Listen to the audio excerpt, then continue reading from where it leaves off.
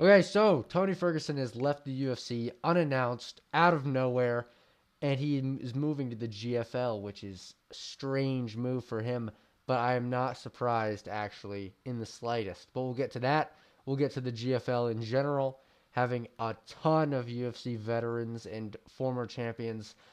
We're going to go over their roster. We're also going to go over this matchup that's been announced, Dominic Reyes versus Nikita Krylov, his return to the UFC after the big layoff. And we have Marvin Vettori versus Roman Dolidze that we'll also go into in this video.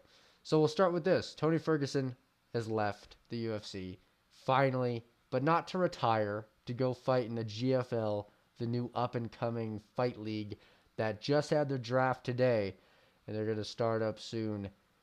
I don't see the GFL lasting very long. They're only really getting retired names that have big name value to old fans, and they're just at the end of the road.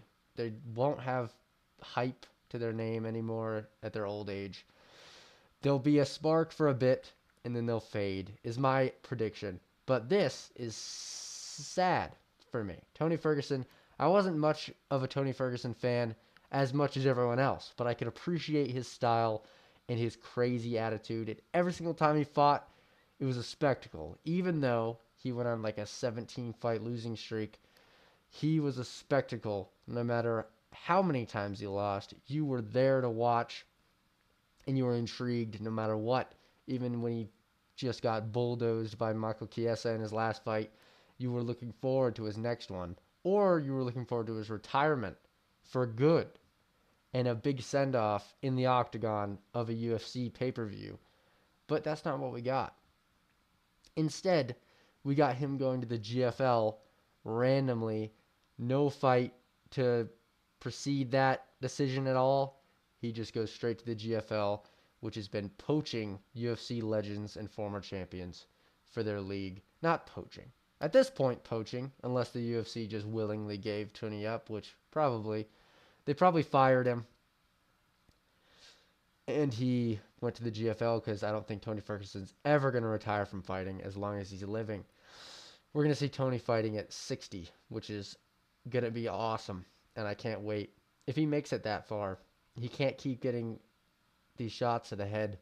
He should definitely hang up the gloves, but he's not gonna. So, the GFL in general, the Global Fight League, is up and coming. They had their draft today.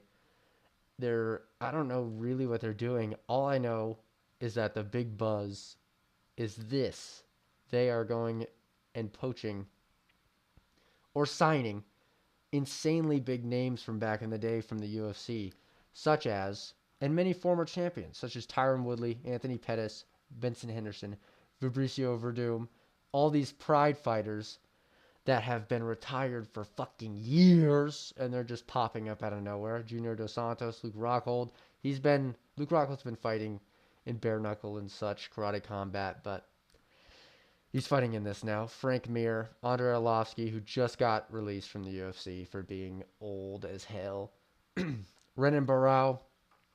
All those are former champions in the UFC.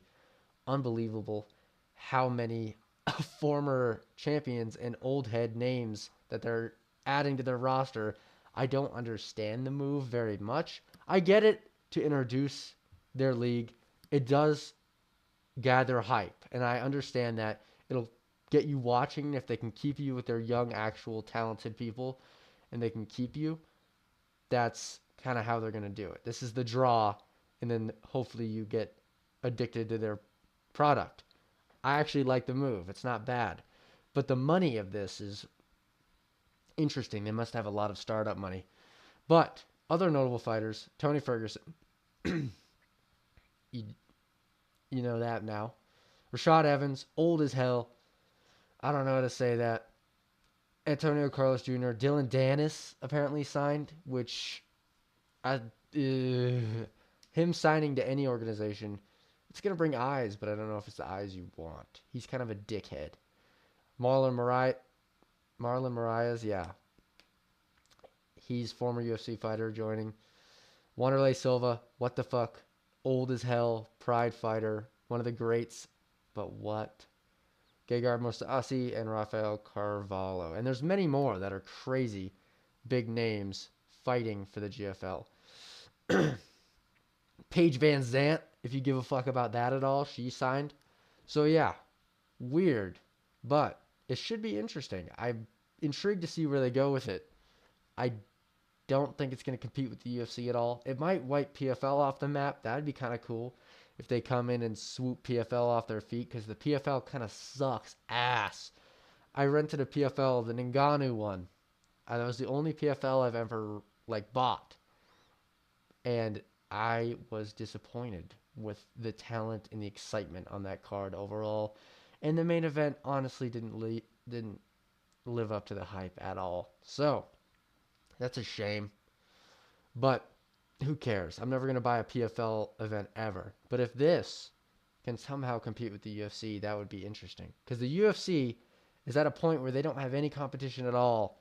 And they have a monopoly over the product, which allows them to be boring as fuck at times. And with a little bit of competition, the UFC would really have to up their game and lead to more exciting fights and less shit cards like UFC 312. So I see this as a win. I just don't see how they're going to make it work as of right now. They're very ambitious, though. But yeah, that's the GFL whole situation right now. They had their draft. I don't really know what that entails right now, but just wanted to bring that up since that's where Tony Ferguson's ass is going so suddenly. So yeah, we also have this matchup that's been announced. Nikita Krylov is back against Dominic Reyes. I think Dominic Reyes has had a good last two performances, but I think Krylov, the layoff does worry me, but Krylov is fucking good. And he'll probably beat Dominic Reyes in this fight. Dominic, he's always been good. He beat John Jones, but the fall off was really bad, and his headspace hasn't been there. It was there for this last two fights, and Dustin Jacoby actually did prove to have some spark in him in his last fight when he flatline KO'd Vitor Petrino.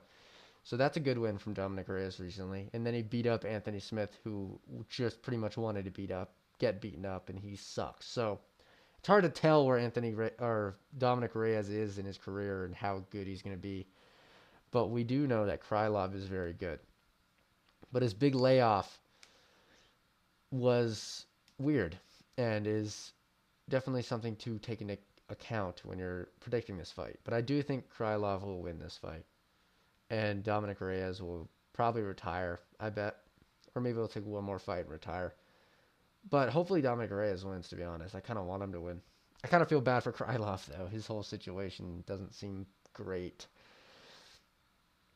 with the Ukraine thing. But I'm a big Dominic Reyes guy, so I hope he wins. We also have this matchup. Marvin Vettori versus Roman Dolidze, which has been announced. I thought this makes sense to me. This is the fight that makes sense. Marvin Vettori versus Roman Dolidze. This is going to be a stupid fucking fight. It's a rematch. Isn't it? Yeah, it's a fucking rematch. I forgot about that. They already fought. And Dolidze won. Vettori won. I kind of thought Dolidze got robbed in their first fight. I totally forgot that fight happened. What the fuck? Yeah. So this is a rematch, I'm pretty sure. And Dolidze did pretty good in the first fight. And this is going to be another one of those stupid ass. It was stupid. Their first fight was stupid and sluggish and weird looking. And this is going to be the same thing. It's going to be stupid looking striking. And it's going to be awesome. I bet you Dolidze wins this fight. I thought he won the first fight. I bet you he wins this one clear. Vettori's been out for a while after taking a bad beating against Jared Cannonier. Dolidze is coming off a win against Anthony Smith? Either Anthony Smith or Kevin Holland. I think it's Anthony Smith. Yeah, Anthony Smith, I think. Which was impressive. Went up a weight class on short notice. But, yeah, I think Dolidze's going to win. I think he's going to be able to,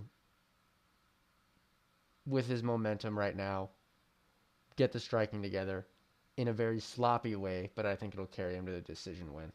I don't think he finished Marvin Vettori. I think Marvin Vettori is unfinishable forever until he dies pretty much. He will his chin. I think Marvin Vettori. If anybody has an unbreakable chin, it's it's Marvin Vettori because I don't know if he has much of a brain. So yeah, those are my thoughts about the matchup. These matchups. Those are my thoughts about the GFL and Tony Ferguson's retirement out of nowhere from the UFC. I would have liked to see him go against Nick Diaz or something to send him off, but I guess not. So yeah, those are my thoughts about this. Like and subscribe. I will see you soon. It's weird saying that.